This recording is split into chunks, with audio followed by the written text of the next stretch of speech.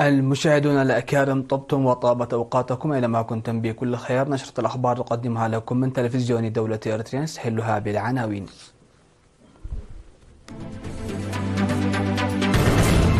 تنظيم سباق الدراجات بمناسبة ذكرى عملية فنقل الإعجازية. تدريب 91 شابا من وحدات أعضاء القيادة الغربية وشركة سكن الإنشاءات في كعلايد. انخفاض نسبة وفيات الأمهات والأطفال في كسنين.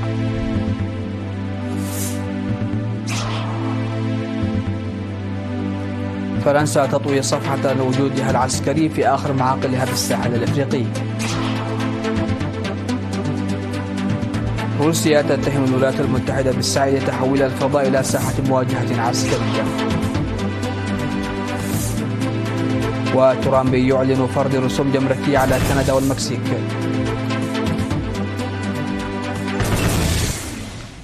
أهلا بكم إلى تفاصيل النشرة. نظم يوم الأول والثاني من فبراير سباق إير جونيور إريتريا للدراجات الهوائية الذي شارك فيه 120 دراجا ودراجة من 4 أقاليم بمناسبة الذكرى 35 لعملية فنقل.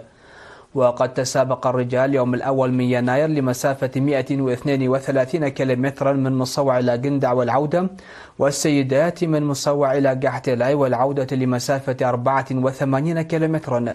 ونظم يوم الأحد الثاني من فبراير سباق 110 كيلومتر للرجال و70 كيلومتر للسيدات داخل مدينة مصوع.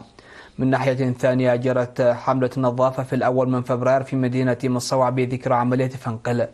تجدر الإشارة إلى أن الذكرى 35 لعملية فنقل التاريخية سيحتفل بها من 7 حتى 9 من فبراير تحت شعار فنقل الخيار الصحيح.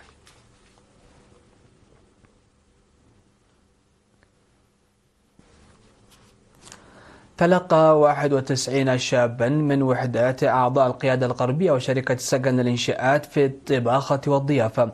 وذكر الطاهي المشرف على التدريب والمتدربين بأن التدريب المنظم بتعاون وزارتي العمل والرعاية الاجتماعية والسياحة وشركة سكن الإنشاءات تضمن إدارة المرفق وحسن الضيافة والطهي ومراقبة سلامة الغذاء والمشروبات وطهي المنتجات البحرية.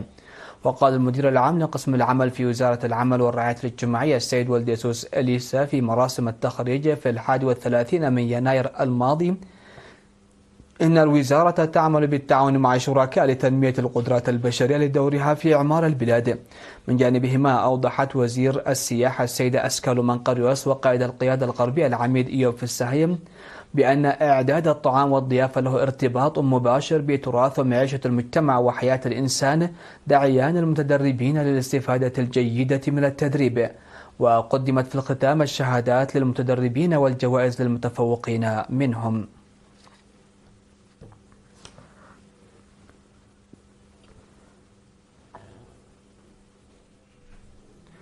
انخفض معدل الوفيات بين الأطفال والنساء الحوامل في مدينة تسنين نتيجة زيادة الوعي الصحي وتحسين الخدمات المقدمة. وأوضح الطبيب العام والجراح في مستشفى تسنية الدكتور عبد العزيز محمد سعيد أن المستشفى يقدم الخدمات لسكان مديريات تسنية وقلوج وهيكوتا وجزء من مدينة فورتساوا، وقد استقبل 2719 حالة ولادة، كما وضعت 270 منهن عبر الجراحة. وأضاف أن الحملات في المرافق الصحية والقرى ساعدت في رفع مستوى الوعي العام، وقد أظهر عدد النساء الحوامل اللاتي يضعن حملهن في المرافق الصحية ارتفاع جيد. وذكر أن برامج التطعيم والمتابعة المنتظمتين قبل وبعد الولادة للنساء الحوامل ساعدت في تقليل معدلات الوفيات. وفي معرض شرحه للآثار السلبية لزواج القاصرات وختان الإناث على صحة المرأة بشكل عام وعلى الخصوبة بشكل خاص، دعا الدكتور عبد العزيز إلى تعزيز دور الشركاء في القضاء عليها.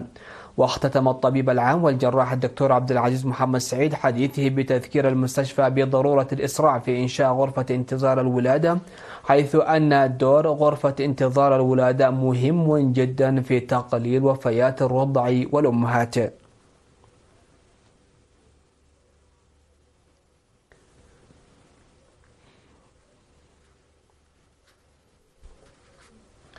أفادت إدارة مديرية كرن العمل الجاد لتقييد المرافق الخدمية بالقانون والنظام. وأوضح مسؤول القانون والنظام في الإدارة السيد كبراب إندرياس القيام بالرقابة المنتظمة والفجائية، مشيرا إلى اتخاذ إجراءات من التحذير إلى الإغلاق ل 2282 مرفق تجاري العام الماضي، وذكر تغريم 758 مرفقا تجاريا بأكثر من 883 ألف نقفة لضبطها بمخالفات النظافة وبيع مواد منتهية الصلاحية وخفض وزن الخبز ورفع الأسعار عن الحد وبيع الأكياس البلاستيكية وغيرها. ودعا الشعب للتعاون مع شرطة البلدية لإنجاح جهود الرقابة والسلامة.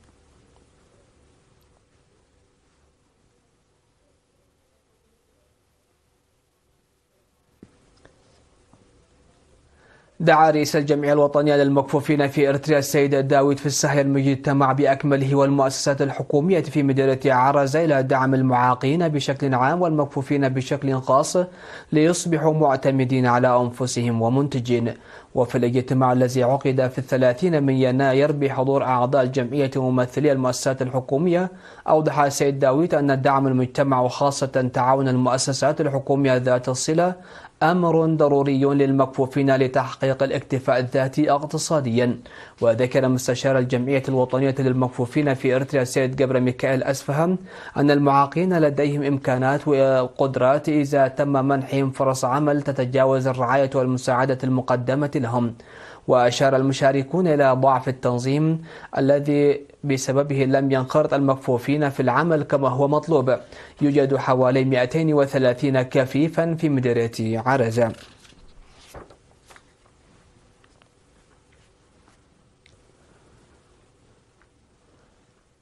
أهل مكتب وزارة العمل والرعاية الاجتماعية في مدينة غردات الأسر المحتاجة بتقديم المواشي لها.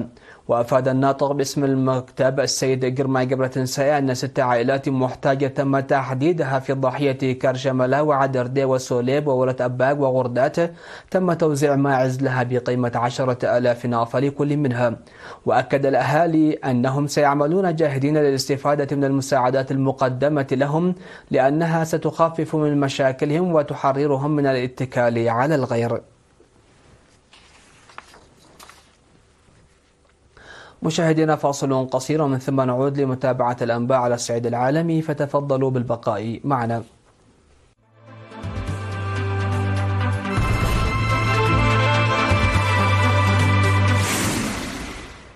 أهلا بكم على الصعيد العالمي. بعد 6 عقود طوت فرنسا آخر صفحات نفوذها العسكري في تشاد، مغلقة بذلك آخر معاقلها في منطقة الساحل. ففي 30 من يناير انسحب آخر الجنود الفرنسيين من معسكر كوساي في العاصمة نجامينا، حيث كان يتمركز نحو 1000 جندي. جاء هذا الانسحاب بعد قرار الرئيس التشادي محمد إدريس ديبي في نوفمبر الماضي بإنهاء اتفاقيات التعاون الدفاعي مع القوة الاستعمارية السابقة في خطوة تعكس تحولات كبرى بموازين القوة داخل القارة الإفريقية. ويندرج هذا القرار ضمن توجه أوسع بدأ منذ عام 2022، حيث انسحب الجيش الفرنسي من مالي وبوركينا فاسو والنيجر، مع توقعات باستمرار هذا الانسحاب في الأشهر المقبلة. ففي الأسابيع الأخيرة أعلنت السنغال وكوت ديفوار عن نيتهما سحب القوات الفرنسية من أراضيهما، ما يعكس تراجع نفوذ هذا البلد في غرب أفريقيا. وتوجه دول المنطقة نحو استقلالية القرار الاستراتيجي بعيدا عن وصاية باريس.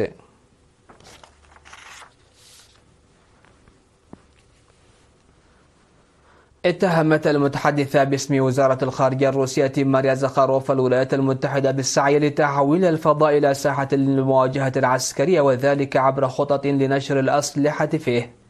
جاء ذلك خلال تصريحات أدلت بها زخاروف، حيث أشارت إلى أن هذه الخطط تسقط المصداقية عن المبادرات التي تروج لها واشنطن وحلفائها لتعزيز قواعد السلوك المسؤول في الفضاء حسب المسؤولة الروسية. وأكدت زخاروف أن الولايات المتحدة تعمل على تعزيز برامجها الدفاعية بما في ذلك تطوير أنظمة اعتراض قائمة في الفضاء، مما يضعف القدرات الردعية لروسيا والصين. كما أشارت إلى أن هذه الخطط تشمل تعزيز الترسانة النووية الأمريكية ووسائل إدارة العمليات العسكرية في الفضاء.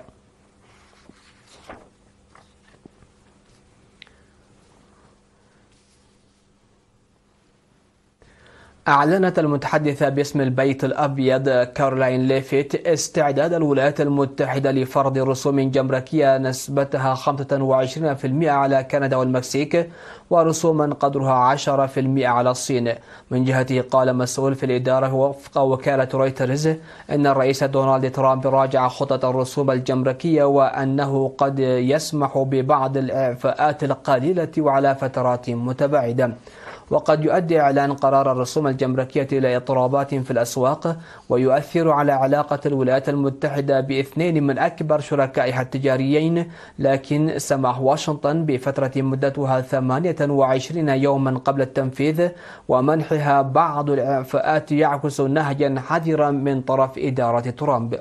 إلى ذلك قال رئيس الوزراء الكندي جاستن ترودو إن كندا مستعدة للرد إذا مضى ترامب قدما في فرض الرسوم الجمركية.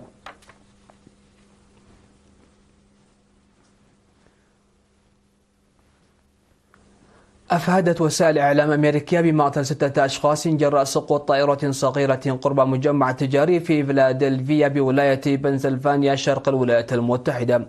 وقالت المصادر ذاتها أن فرق الإطفاء تعمل على إخماد حرائق في عدة منازل اندلعت فيها النيران جراء سقوط الطائرة.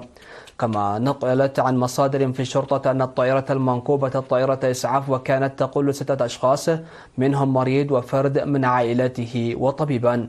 والأربعاء الماضي أسفر حادث تصادم مميت بين طائرة ركاب ومروحية عسكرية فوق العاصمة واشنطن عن مقتل 67 شخصا في واحدة من أسوأ كوارث الطيران في البلاد منذ حوالي 25 عاما.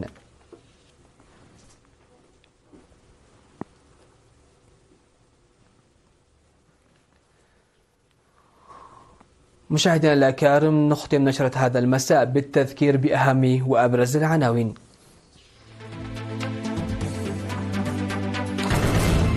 تنظيم سباق الدراجات بذكرى عملية فنقل التاريخية.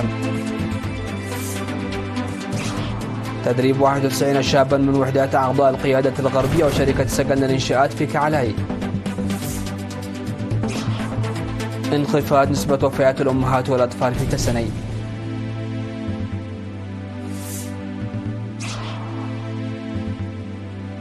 فرنسا تطوي صفحة وجودها العسكري في آخر معاقلها بالساحل الإفريقي. روسيا تتهم الولايات المتحدة بالسعي لتحويل الفضاء إلى ساحة مواجهة عسكرية. وترامب يعلن فرض رسوم جمركية على كندا والمكسيك. سادتي سيدات، هكذا نكون قد وصلنا وإياكم لنهاية نشرة هذا المساء. هذه تحيات وتحيات الفريق العامل. شكرا لحسن الاستماع والمتابعة، والسلام عليكم ورحمة الله.